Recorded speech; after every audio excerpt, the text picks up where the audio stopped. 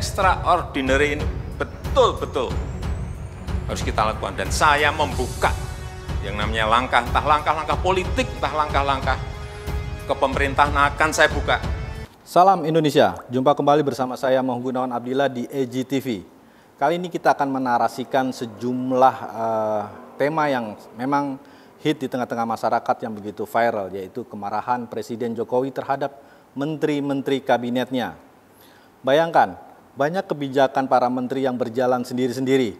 Bahkan perintah istana atau perintah Jokowi juga sempat terjadi bantah-membantah antar menterinya. Jokowi sendiri juga meminta jajarannya extraordinary, namun lagi-lagi menterinya memang sangat-sangat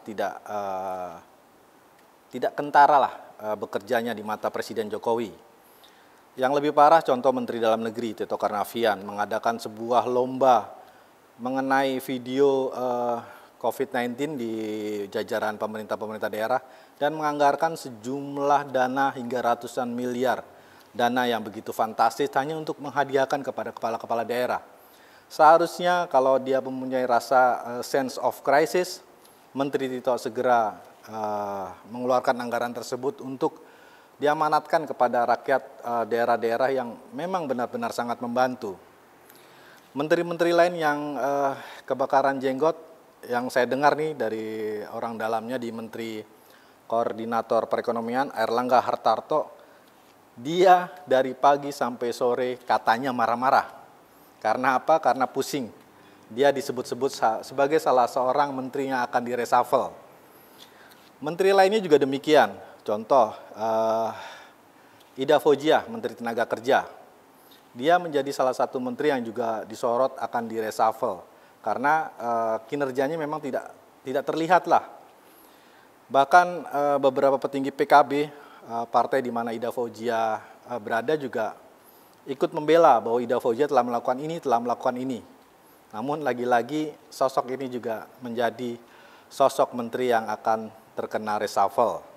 Menteri lainnya Menteri KKP, Perikanan, Bapak Edi. Dia juga salah satu menteri yang berada dalam bendera Gerindra dengan Bapak Prabowo. Menteri Edi Prabowo juga terkena isu reshuffle untuk kali ini. Karena apa? Karena ya lagi-lagi banyak hal-hal yang tidak sesuai dengan kebijakan istana. Banyak hal-hal yang dilakukan Menteri KKP yang mungkin tidak extraordinary menurut Presiden. Ini baru dugaan ya, jadi ini hanya sekedar prediksi. Jadi menteri-menteri yang akan direshuffle ini juga memang menjadi taruhan sang Presiden. Presiden demi rakyat akan mereshuffle. Dia juga akan mereshuffle tanpa peduli di mana partai politik, ya ini PDIP yang ada dalam gerbongnya juga mungkin akan menjadi salah satu juga yang akan terkena reshuffle. Karena apa?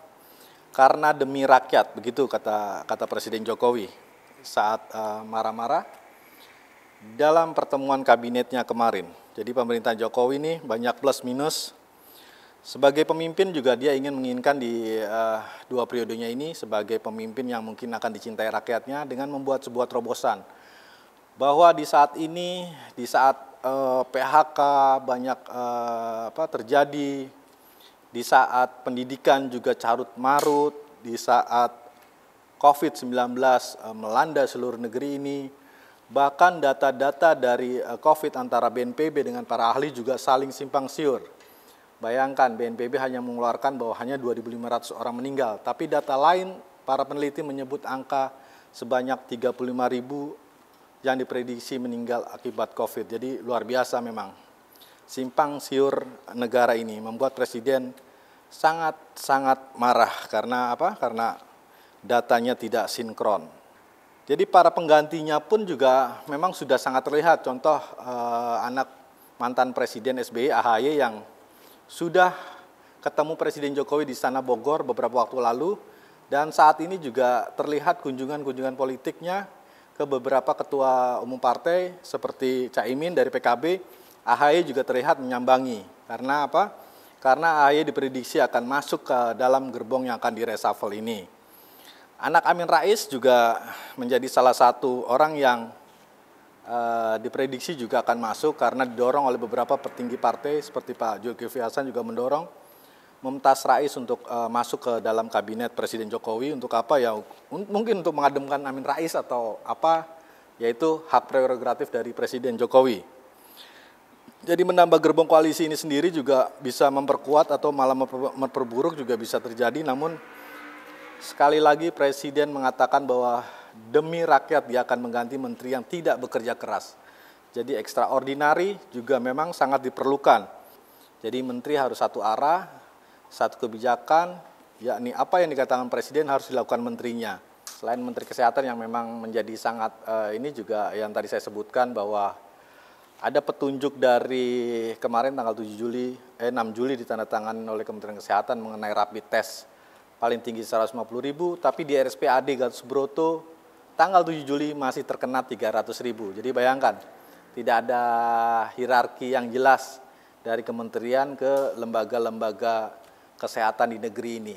Ini baru di Jakarta. Bagaimana di Aceh, bagaimana di Papua.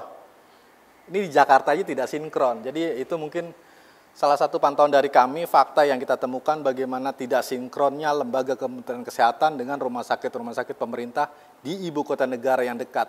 Bagaimana kalau yang sangat-sangat jauh. Saya Muhammad Gunawan Nabilah undur diri. Salam Indonesia.